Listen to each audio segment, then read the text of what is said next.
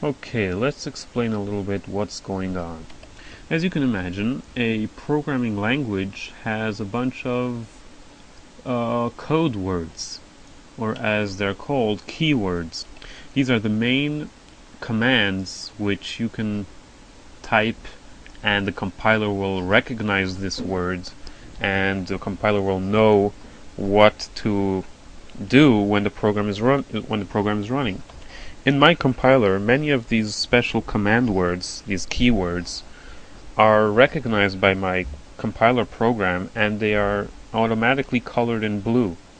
You see, using is a special keyword, namespace is a keyword, int is a keyword, return is a keyword, include. All these stuff in blue are the keywords which are the foundation, the main basic words, which are the commands of this programming language in C++. So we are going to try and learn all of these basic keywords as we go along. The fun thing about C++ actually is that you can figure out ways to invent your own command keywords. It's very interesting. You use a whole bunch of tricks, like we're going to learn, and basically compose your own command words, your own keywords, which could do cool stuff for you. Just to give you an idea, let's say that I'm in my program, I need to have the using thing and the namespace and the int and the return and a whole bunch of interesting keywords. And let's say that I'm tired of typing all these keywords myself, one after the other, every day. I would like to invent my own keyword which would do all this stuff automatically. So there is a way in C++ to do that stuff. Let's say I want to call it shortcut. This isn't exactly how we do it. This is just, example code, just to illustrate what I'm trying to tell you. And now there are ways in C++ to do this trick, that when I'm going to type in shortcut, the compiler will know that what I really want is to do this and that and the other and that. So I just invented my own keyword called shortcut, which does all of this cool stuff. And this brings us to all the way at the top over here. What does this mean? Include stdafx.h and include Iostream. If you haven't forgotten, we are currently working in a .cpp file. Any file that finishes with the extension .cpp and even .c is recognized by my compiler as a source file. As you see over here, he puts it in the category of source files. Source files are actually the only files which the compiler will take and compile together to make our program.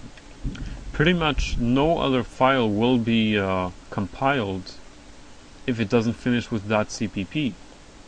And there are other types of files which we will need in our program. For example, header files.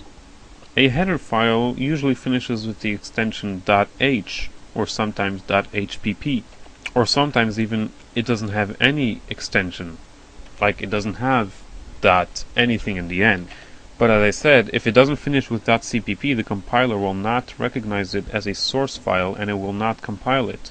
The compiler only compiles source file. So this is what the #include command does. #include tells the compiler, wait, don't go any further yet. Please go ahead and open up this file, which is in the quotes or which is in the triangular brackets. Open up that file and read through all the stuff that's there and compile all of that stuff first. And then continue on with whatever is in this .cpp file. So over here, the compiler will open up stdafx.h. This is it, the header stdafx. And it will do whatever it says over here. We're not going to go into anything over here yet.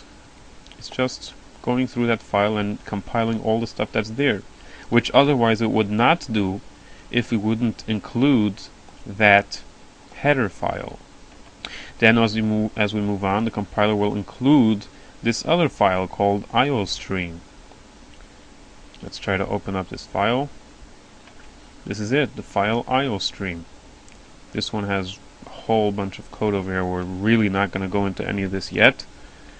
So the compiler goes through these header files, which again otherwise it would not compile, and it does compile everything that's in there because we included it.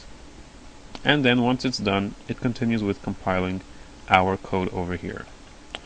So where is this Iostream file? As we're going to learn a little bit later, Iostream is a file which should normally come with any compiler, and it should already be located somewhere where the compiler will know exactly where it is, and it will know where that file is and it'll compile it. That's what these triangular brackets mean. It means it's in these places where the compiler usually should know already where it is, because it's already set in the compiler settings, as we're going to see another time. If we're using quotes, it means it is a local file which is in our project. As we see, this file stdafx is in our project over here, so it isn't somewhere where the compiler knows already where it is, it's somewhere local, so we use the quotes. Okay, so we've included two headers, stdafx and Iostream.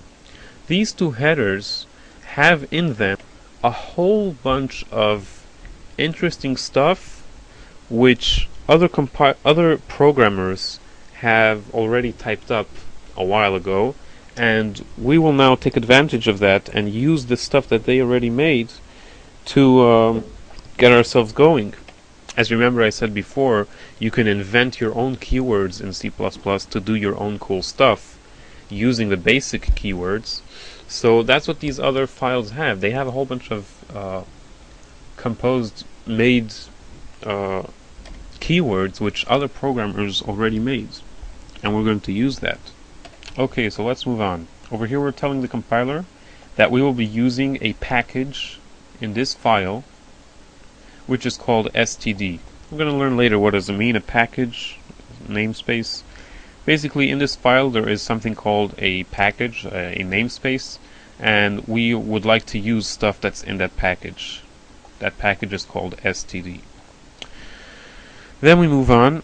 Let's see what this means over here. int main, opening and closing parentheses. Back in the olden days, the way a program would work was basically you would type up instructions in a very orderly fashion. It would sometimes look something like this. Instruction number 1, blah blah blah.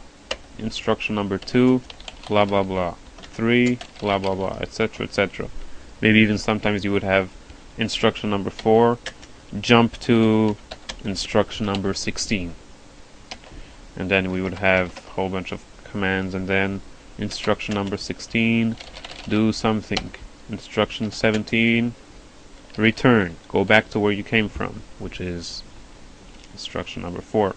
So this would be the way how the program's code, the program's instructions would be organized, with line numbers, so that when the program is run, the interpreter, or basically the compiler, would know in which order the commands must be executed.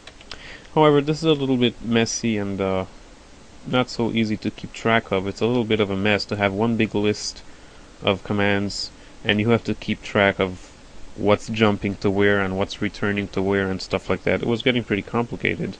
So instead, C++ has something which is called functions. A function is basically one chunk of instructions all bunched together in one package, which begins with a opening brace and a closing brace. This is called a function. A function has a name.